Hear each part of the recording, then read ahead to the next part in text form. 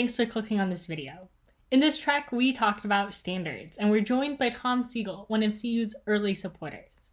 We discussed questions like what makes standards so prevalent, and provocations like university and standardized testing.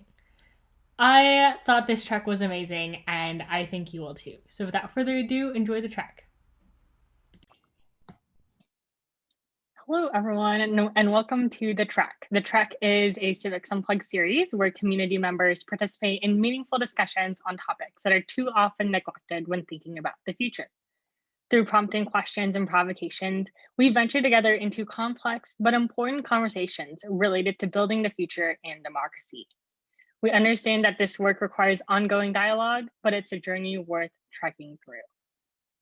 So my name is Ashley. I'm 17 from Vancouver, Washington, and I am joined today by some of our amazing CU community members and a special guest. So without further ado, we will kind of just dive in. Our topic today is standards, and we'll start with a word association. So say 1 to 3 words that you associate with standards and why.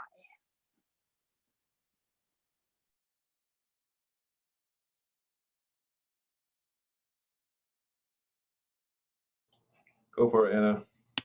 I'm sorry, I couldn't see the thing at first.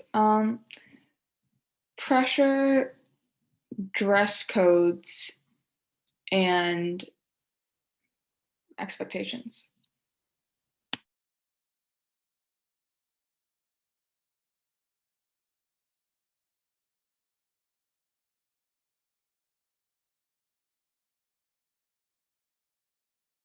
Okay, I guess okay.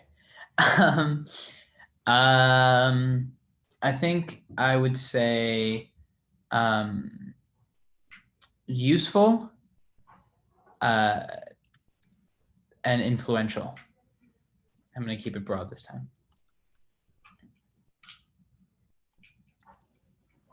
Yeah, I think essential, and I think unique. Sorry, what was your first word? Essential.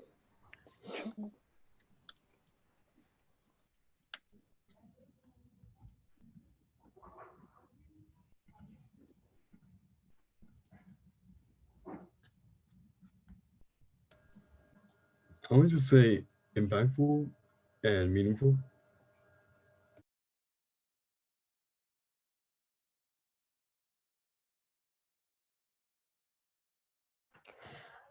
One of the first things that comes to mind is relationships and expectations.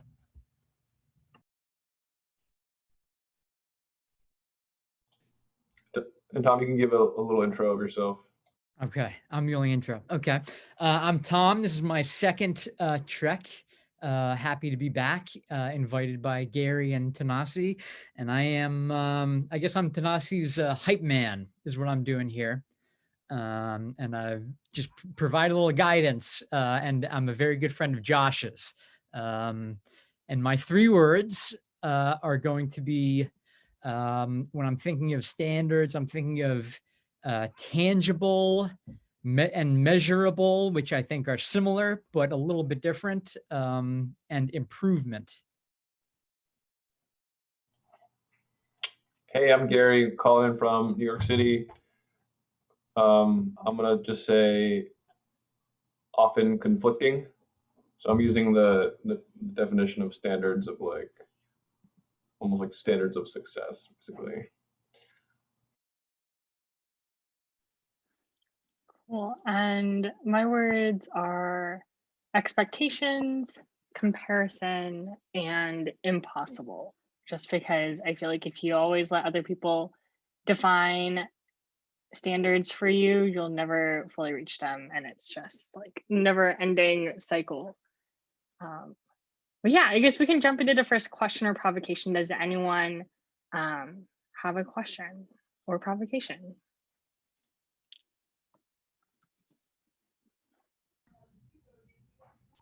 I have one if no one else does. But if someone else does, please. Okay.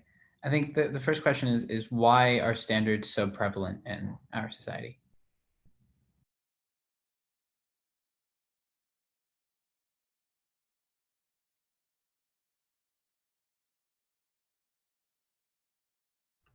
I think like personally, the standards that I try to maintain or that like I pay attention to and that are prevalent in my own life are set by people who are important to me.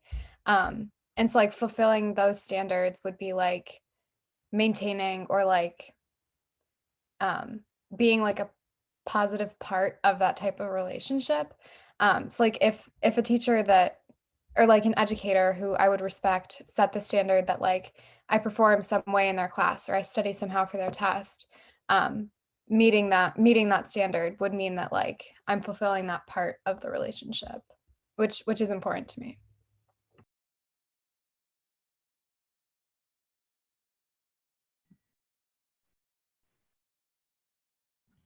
I wonder if it's like I see standards in like two lenses. One of them is really bad. Like whenever I like think of like standardized tests or society standards, it's always something that's being imposed on you that you might not want to conform to.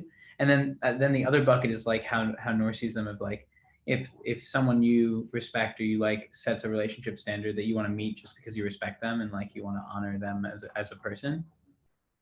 And so I wonder like why we are so against standards that are set on us by people that we don't know, or sometimes are just kind of like them instead of someone that we know. You know, like how he just mentioned, there are two ways you can look at it. I would kind of focus on the negative aspect because I feel like you need standards because society needs some way to, some basis to judge anything, like judge success, judge, judge how what you're doing in life or something. Society needs a basis to judge you on that. So standards are that basis. Before I answer the inquiry, I will just introduce myself. I apologize for this late introduction. My name is Pham. I'm 15 years old, and I'm a fellow in Civics Unplugged. I believe standards are prevalent because it renders people a way to communicate about how they view something in measurement, evaluation, or a level of quality.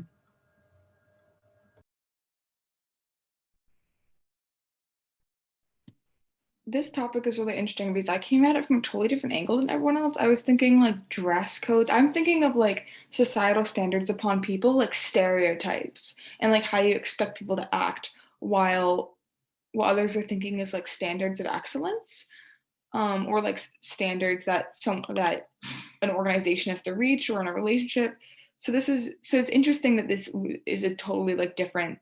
That wasn't what I was thinking. And I think that's just because I'm cynical. But I think standards are prevalent because we're really categorical as humans. We want to put people into little boxes. And when you fit the standards for a box, that's, we're able to do that. So that's why we like them. It's like a checklist for where people go. But yeah, so that relates to the stereotype idea. I find it interesting that so far everyone has contemplated standards that are imposed on them from either other people or from an institution, which I can certainly understand, but I do think it's worth contemplating, standards that you set for yourself, which I would say is foundational to any form of betterment, is, understanding your capacity and then trying to set the bar higher. And you need that kind of tangible measurement, going back to my previous words, to be able to complete that goal. Yeah, I mean, it's also interesting like how we value the standards set on us by others who don't know us as well so much more than the standards we set for ourselves. And additionally, it's also interesting to me how society, like Anna, you said, puts everybody into little boxes, but the people who try to escape those boxes are seen as crazy and weird for most of the time. And then there's like a cliff that they hit where they totally reject all society standards, and then they're like cooler than everybody else. And then they're like celebrities, or they're people who are different, or they're trendsetters. And so it's so interesting how much we value standards in like some ways, and then other ways we just are turned off to them and are like, oh, people who break the standards are extraordinary or so cool.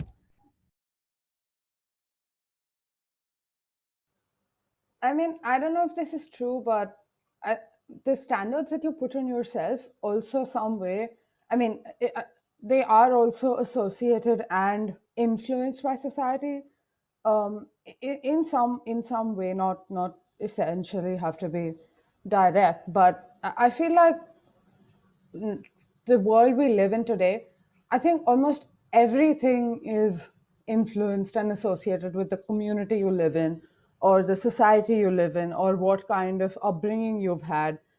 I think an individual is really sculpted by the society and the standards that one puts on oneself or the society puts on yourself really changes from community to community.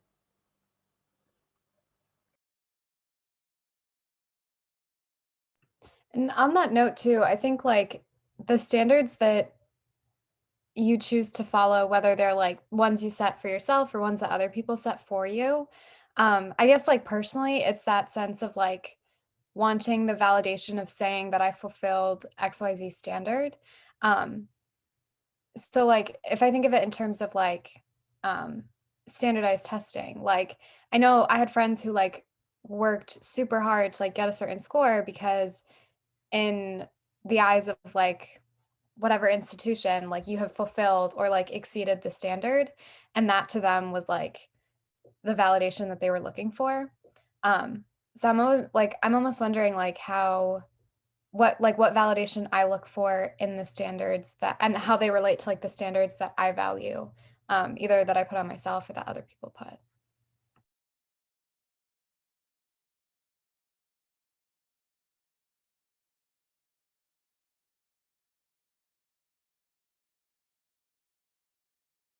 I think on that note, maybe there's another question to be posed of like, in a world where there's so many different things you can value and can like define yourself with, and everybody's like so that you can like show yourself in so many different ways and you can show up in so many different ways, are standards useful anymore in like in any space except for I guess yourself, but like are exterior standards useful?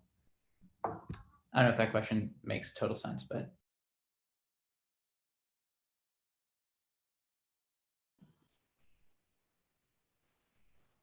I think personal standards Yeah, are go ahead. useful. I'm sorry. Oh, I'm sorry. I No, think no, personal go ahead. standards are useful in terms of goal setting. There's levels you want to reach because it's often not enough to just reach a goal, but there's nuances within it. Like you can do something like wholeheartedly, or just check something off a list. And so when you're using them personally, like this is where I want to be doing it wholeheartedly, that's helpful.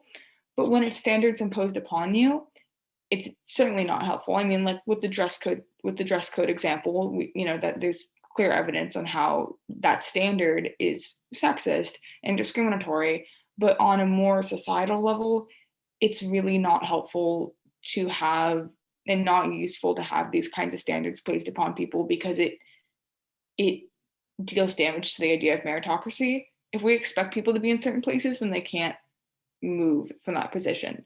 So there's a lot of discussion about whether like America does have a caste system through socioeconomic classes rather than like a literal caste, and having standards I think helps like make that idea a reality. I realize that's very dramatic. And again, me being cynical, but when it comes to like standards of excellence within an organization and personally, then it is helpful.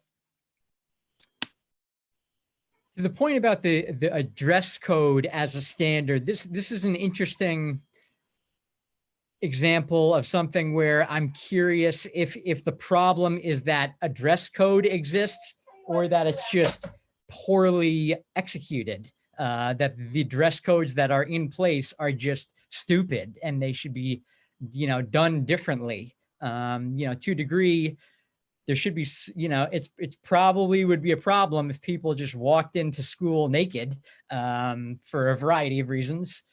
So this is just sort of, I think, an interesting perhaps pivot in this discussion to talk about the difference between needing standards and needing appropriate standards, or well-constructed standards.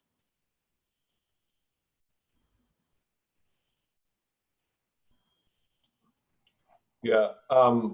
What Tom just made me think of was that I think, and then also Anna, if standards are developed or iterated, or even like just open to modification by the people that the standards are being imposed on, I think you'll get a lot more buy-in, right? Like, what if the students of a school actually had the power to be at the table in revising that dress code?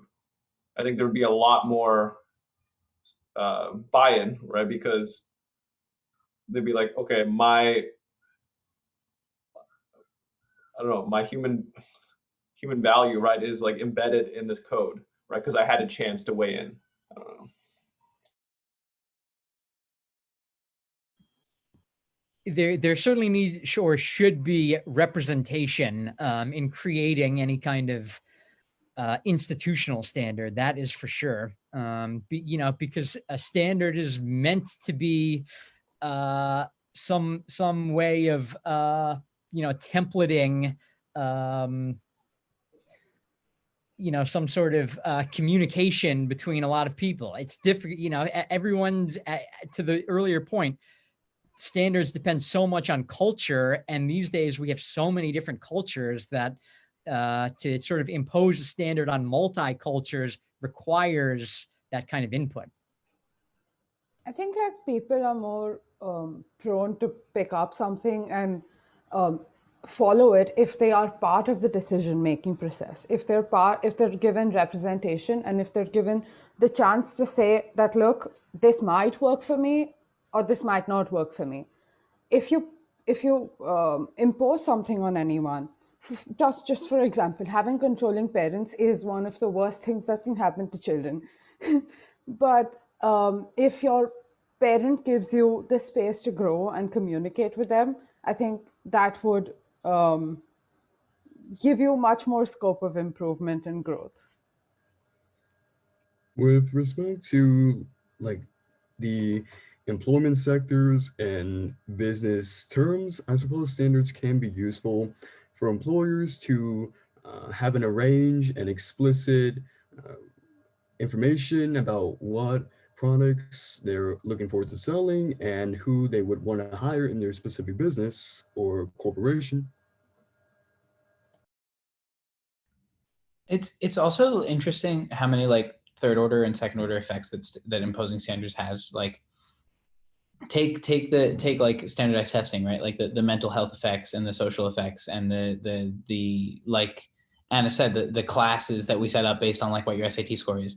That's all like the second order effects of these standards.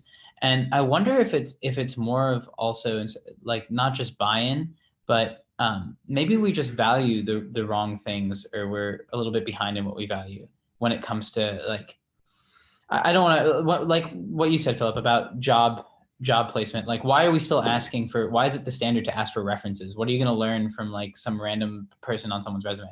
And what are you going to learn from like where they went to high school 10 years ago? But it's the standard to do it, right? And so it's just interesting how we hold on to these standards when there's little to no use in them in the current context.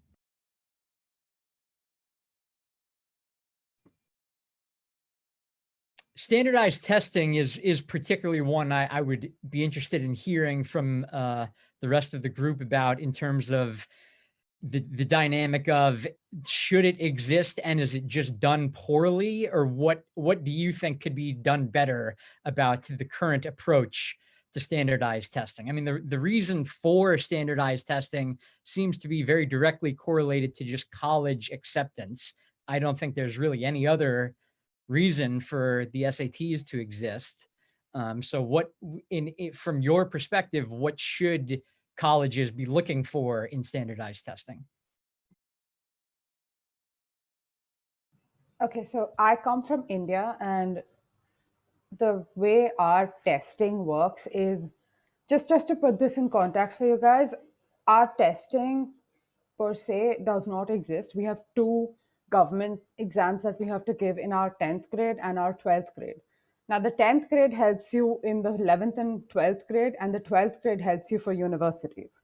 Now, people say that this is a very bad system, and I agree, because I would be giving my 10th grade exam in about a month and a half. So, but I feel like standardized testing, at least the way it is showed through documents, is not very broken, because I feel like you have structures and correct structures to kind of get your college application. For example, references.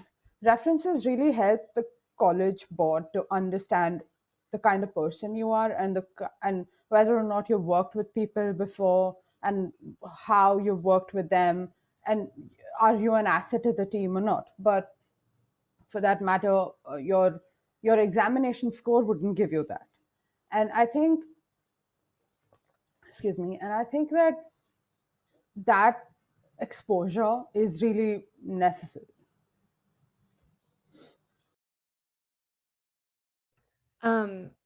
As someone who like just went through the college app process, I think like um, standardized testing, a lot of colleges, because of COVID, that like previously required it, were like, it's optional, you can go test free. And then it was almost like the forcing function to like have a more holistic like review or approach of applications. And so like I know of the schools that I applied to, the ones where like the applications were the most fun, or like I had the most creative liberty with them, were the ones that like either had extra essays or like almost overemphasized the idea of like your essays being more important, or just like your extracurriculars and your essays and supplementals being more important than kind of like the standard of like what percentage or what percentile are you in for your SAT or your ACT. Um, so I just think it's interesting that like, because of COVID especially, a lot of applicants realized how like not important standardized tests were, especially if like you were able to do a whole college admission cycle without them. It's like, is the mental and like physical toll that it takes on students really worth it?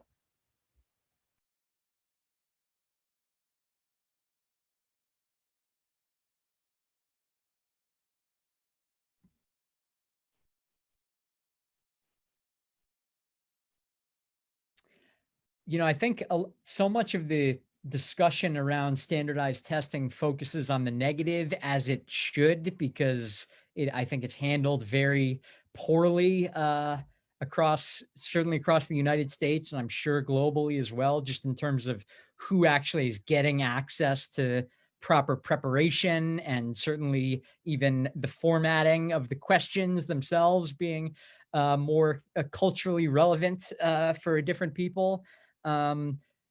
But there are also some positive outcomes of standardized testing, unearthing people who otherwise probably would not have been fully recognized for their talents. And I'm curious how you guys kind of contemplate that idea as just specifically in terms of this kind of testing, the kind of actually benefits it might provide to a certain kind of person.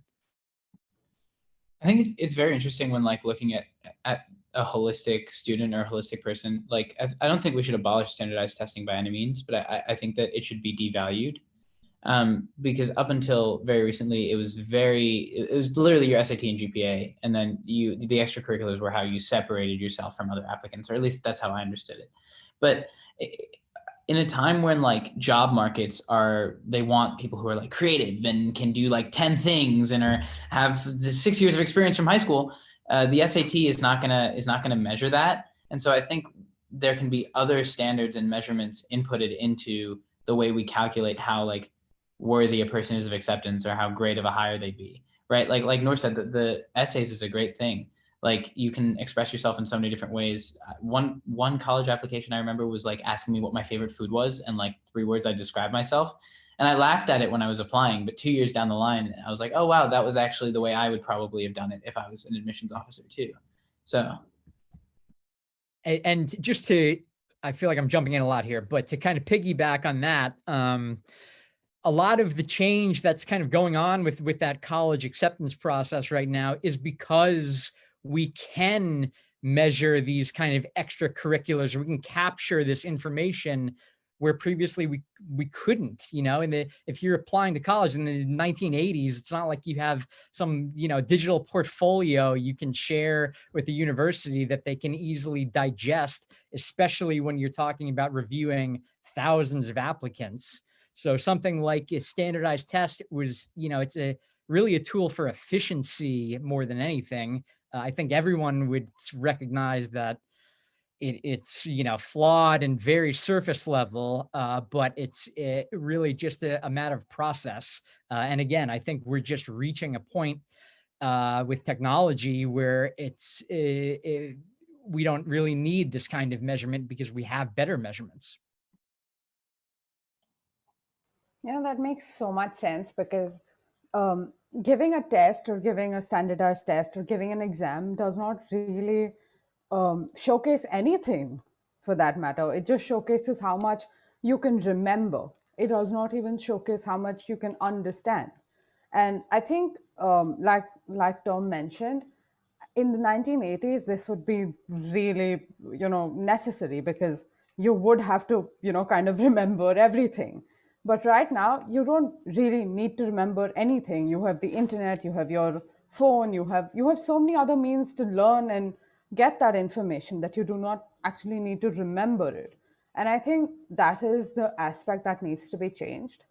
In almost all examinations that one takes, you need to change the people who set the examination have to change that kind of memory part of it.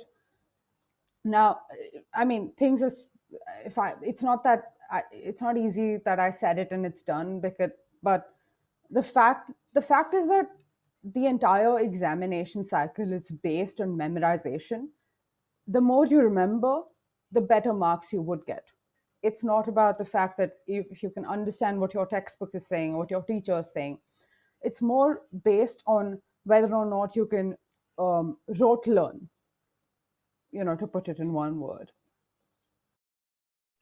And to that point, I guess like in terms of like standardized testing having the positive outcome of being able to like unearth talents, I'm almost wondering like what talent, like I don't know how else to put that, but like what talents other than like memorization or like I can follow rules about how to solve a math problem. Whereas like in terms of being able to like capture an extracurricular activity somehow on paper and like measuring that, it can show like you took interest in something, you were good at this, and like you could apply it too, instead of like how Nameeshka was saying, just like having that memorization aspect of things.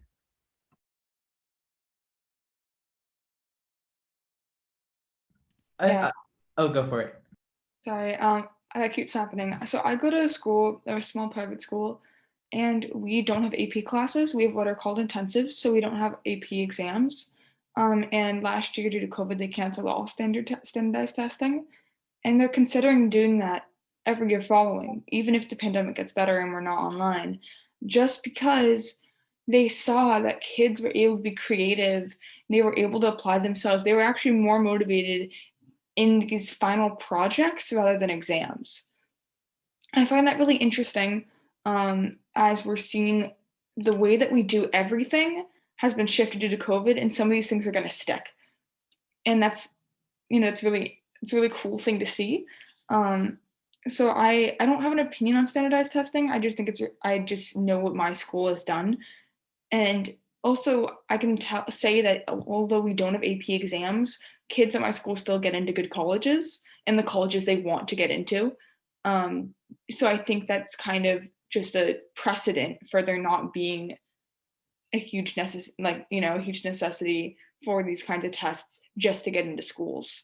And I can also say, sorry, this is a longer I'm going on, but personal anecdote, I had to take a test in like middle school to see what high school I might be good for. It was called the School and College Aptitude Test. Don't take this. And ever since then, I have firmly believed that I am not good at math and bad at testing. Although I know this isn't true, that is what my brain tells me every time that someone mentions math or testing. And so these kinds of tests can be really demoralizing and make it hard to continue with learning with a growth mindset. I took that test too. God, it's a harrowing experience. It's like the question of what makes standards shift. I think it's just age. Like, and not to be like that kid, but the people that are administrators right now, the people in the SAT or whatever, like it's become this really entrenched system of how much money does everybody spend on SAT prep? How much money do you spend on prep for these AP courses? How much money do you spend on it's $80 per AP course, by the way? Like, that's so dumb. I took last year, I was a senior last year, I graduated. I took a $80 AP course. It was 2 questions online, two questions I spent $80 for. And they rejected my answers, both of them. I got no score. And so I think the only solution for at least this system that I can see is like, it's collapsing now, and now is the time to like put in new ideas for it. And I love what you said, Anna, about like the projects and the like ways to express themselves. And also on the note of like, those things give people more confidence, because when you're working with something and something you're like you're familiar with, you're so much more confident in your abilities to like work in math or work in things that you're not good at into that project, versus if you're like taking a weird math test in a weird room with like a clock and a proctor that's 90 years old and belongs in the Metropolitan Museum of Art.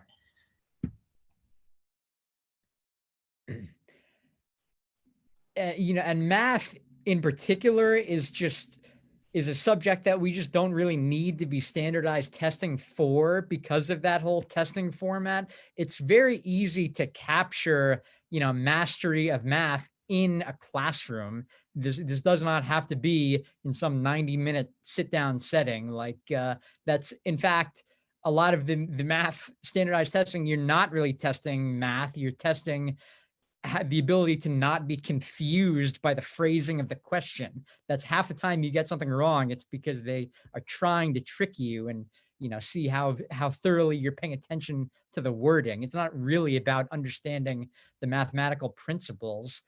So that is to say, this is another thing where the technological advancement, with the way that math programs are deployed digitally these days, there's no reason you can't just have that completely supplement the testing process. Just to play devil's advocate here, if you don't, at least this is what happens in my school.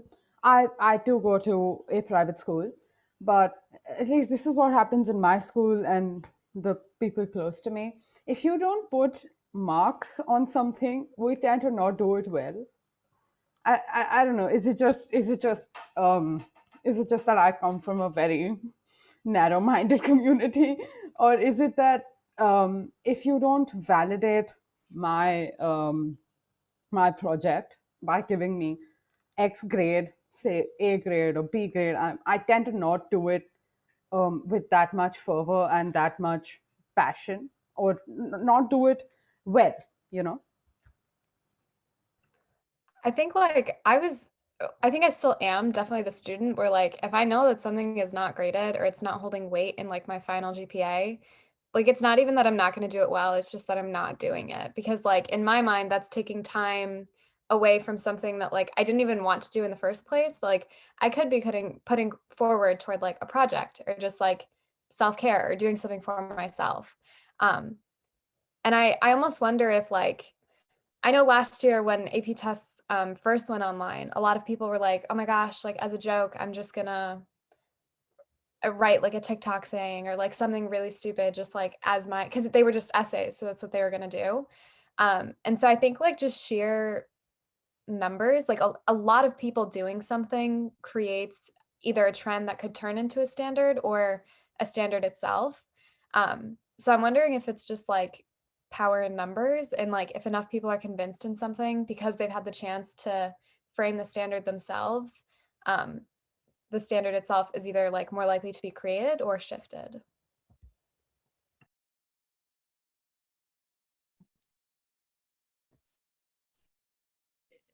And to that point, and harping back to the idea that standards are set by cultures specifically, something like TikTok is a medium for bringing all sorts of cultures together into one platform and just really accelerating, new cultures really is kind of what is born out of that. So the way we see standards being set and standards being shifted, I think is going to change very drastically in the coming years based on just the connectivity that we have across cultures that really never existed before.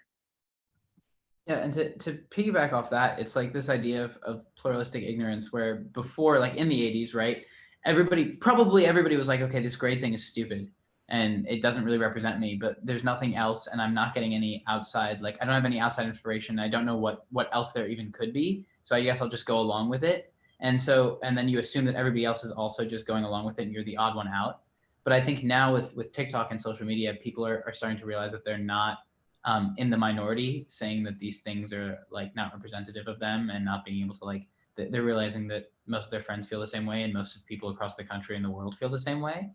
And I just wonder, like today, the Senate in Kentucky Kentucky voted to like remove the students off the school board.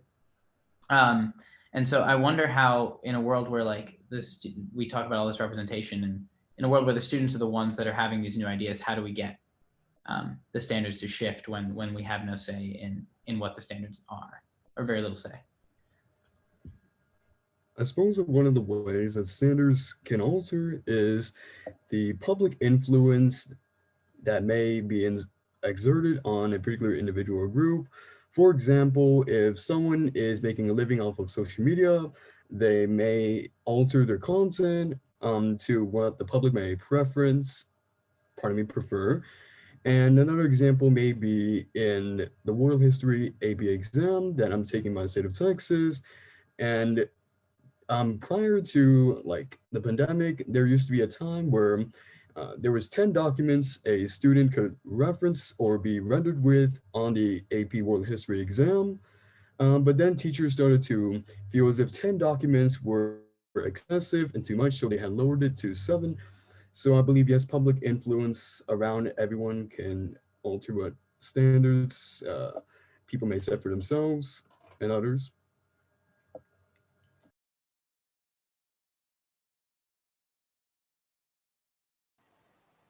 I feel this might be a standalone opinion, but I think political parties or the current ruling political party in your state or your country, to some extent, does have an influence on the public view, and thereby it will have some influence, excuse me, on standards.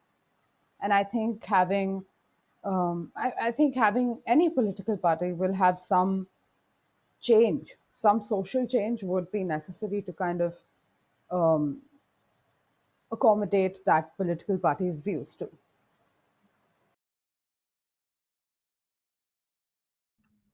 To Thanasi's point of like how we can get students or just like younger people in general to be able to be heard when like they're voted off of a school board. I think back to like the idea of TikTok, where like it's for sure an intergenerational app. And I don't know if this is just like my For You page, but like it's very much like majority younger generations, Gen Z type energy. And so I'm almost wondering if like it's not like rebellion isn't the word I'm looking for, but just I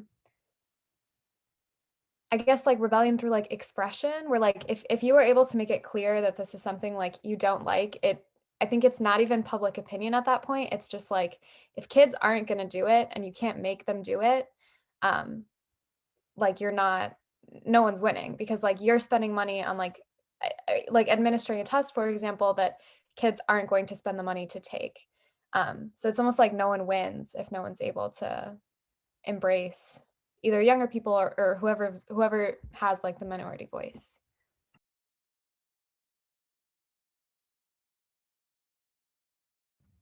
I think it's also just only a matter of time. Like we can definitely accelerate it, but listen, when all of us grow up and like become adults and eventually have kids and are faced with the decision of will our kids take the AP exam, I doubt many of us will be like, oh, they have to get a 5, you know? And so I think that like generationally they'll die out. I'm really interested in like what replaces that. Like there will need to be a way to group, right? Like 78,000 something people applied to Harvard this year, whatever, right?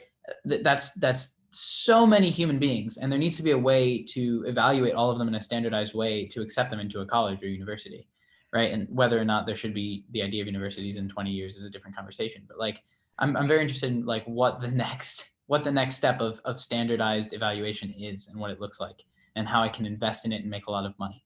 But yeah. Why do you want to not have the conversation about should universities exist in 20 years? That was the right conversation. God, that's going to be a long and difficult conversation to have. It's easy. Just no. The answer 0.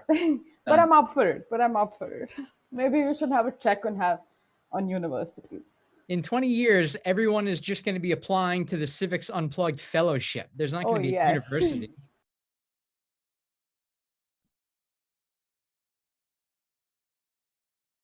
Ashley, what do you think? Universities in 20 years, question mark? No. No, we don't need universities. Just jumping off, universities, I have this question. If you feel that universities aren't good, but this would somehow end up whether you fail or succeed in life, would you still go to a university? I guess it kind of reminds me of what Tom said, whereas like, is the problem the standard of university or the university itself? And so in my eyes, like I'm really excited for college because like I know that like I want to keep learning and like I want my next 4 years to be that. So like university, like going to school for me was like in my eyes was and like the eyes of my family was the right choice.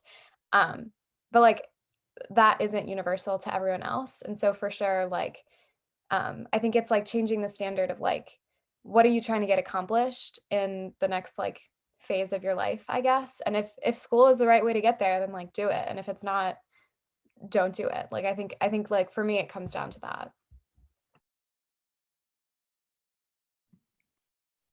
I just wanted to say for the record, I went to 4 years of college and I loved every year of it. So even though I don't think universities will really exist in their current format in 20 years, I enjoyed my experience.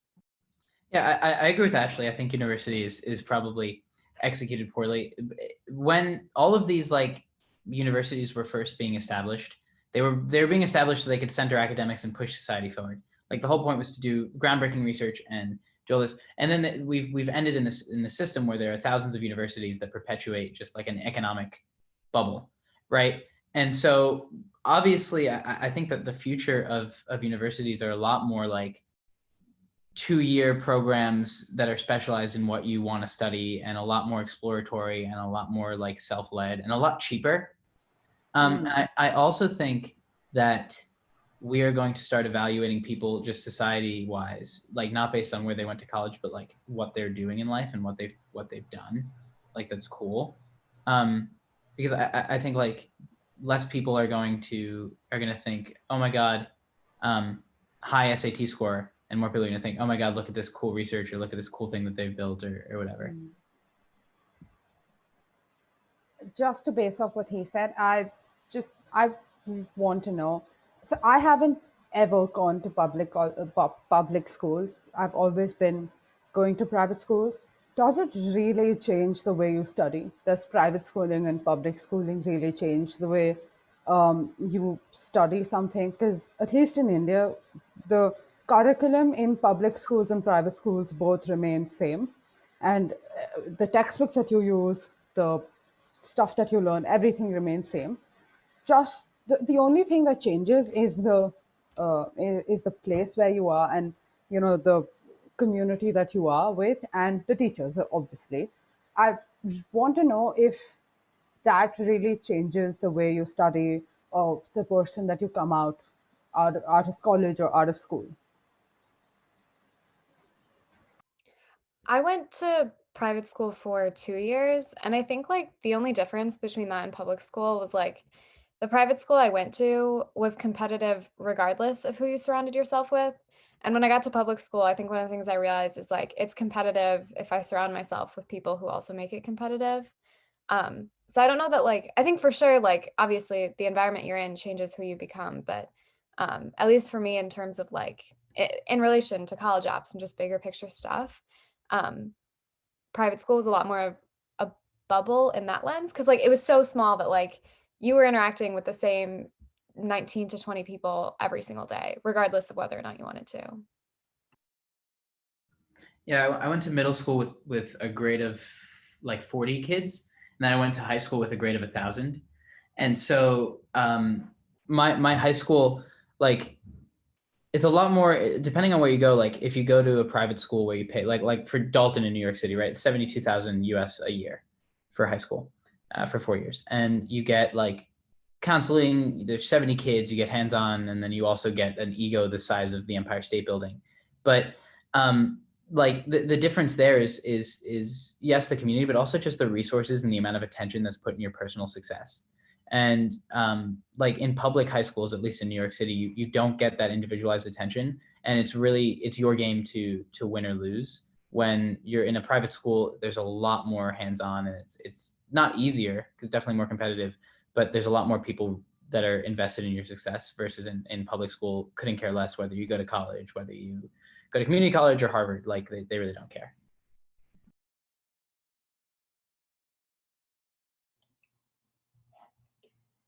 Should we move on to a reflection, Ashley? Yeah, yes. Let's see that.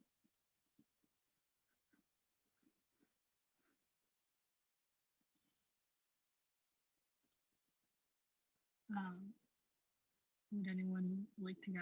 Just anything that you've taken away from the conversation thus far.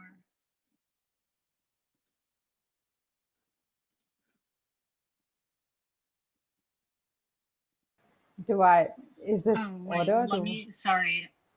I am new to this. Let me send you all the document with okay, yes, sorry about that.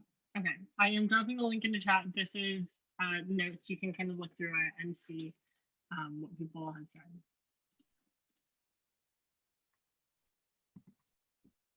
Yeah, anyone can jump in first. All right, so as a technique of evaluation and judgment, it essentially has both pros and cons.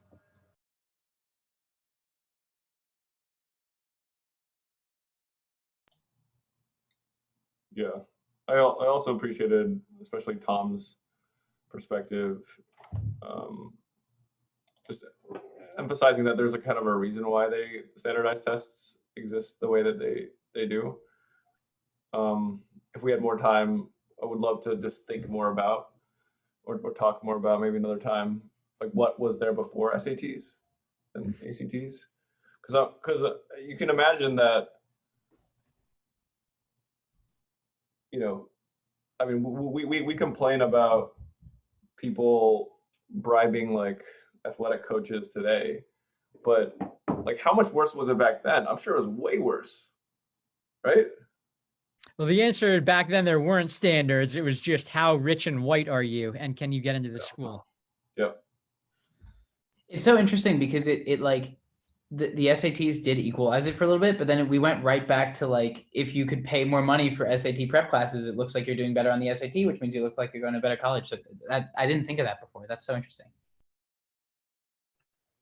The SAT and ACT, I think the SAT more so has like roots in just being exclusionary for students of color. And so like it was literally like meant to be like, if you can pay enough, not even to like be good at the test, but just to take the test, that means that you get into a better school, your chances of just like a better future in general are more secured. But I'm thinking back to like everyone's word association, and I think Gary's the idea of just standards being often conflicting is interesting. Like looking at it with like this changed perspective of like whose expectation or not expectations, but whose standards like am I like not blindly following, but just like adopting without questioning. And how conflicting is that to like what I want to do or like what the people around me are hoping for? Yeah, or have you ever asked yourself what you want to do, like irrespective of default standards? Yeah, I think that's kind of my reflection is like, I don't think up until like a couple months ago, I evaluated my life outside of standards that were set by society. And I wonder how often kids in high school do that for themselves and how powerful it could be if we encourage that.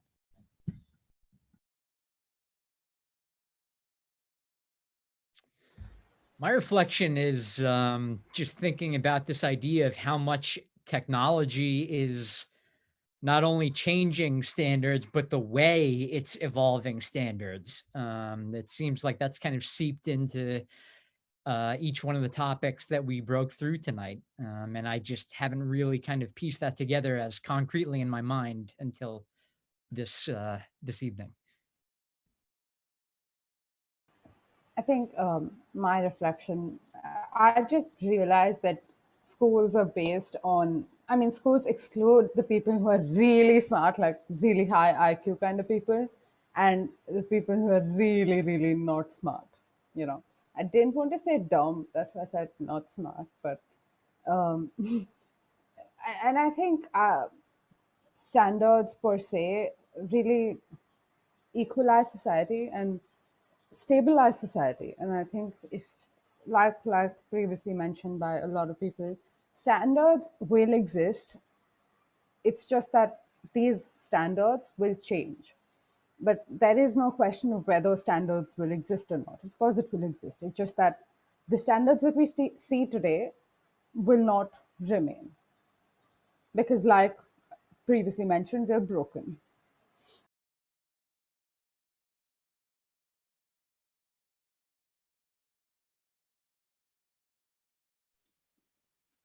Cool. Yeah, I honestly wasn't sure what I expected from this track.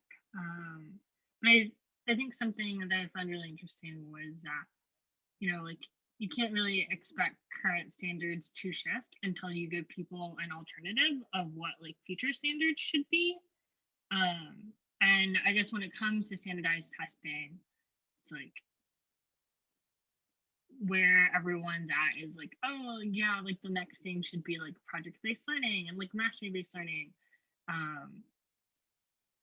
But like I still don't think we've gotten to a point yet where it's quite efficient for people to like compare portfolio projects. Like how do you even scale that? And so yeah, and so I guess like that's just really interesting to me. Cool. Well said. Well said. I mean, it's really hard to get rid of long-standing standards without a really viable alternative standard and path. Like it's almost like a transition path, because like, yeah.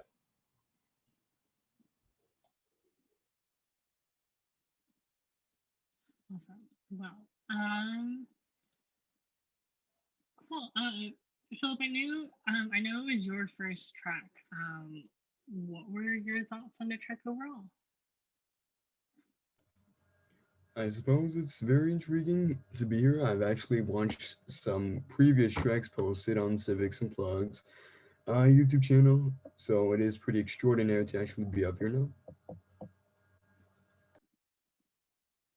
That's awesome. Yeah, it's yeah, it was really good to have you. And I didn't know people actually watched recordings, so I guess that's really cool.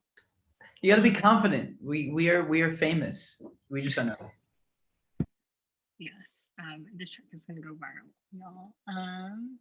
Cool. Well, thank you so much for coming and for just being part of this and for being part of this track. Excited to see you all in future ones. Thank you, Bye, Ashley. Stacey. Thanks, everyone. Peace. Good night.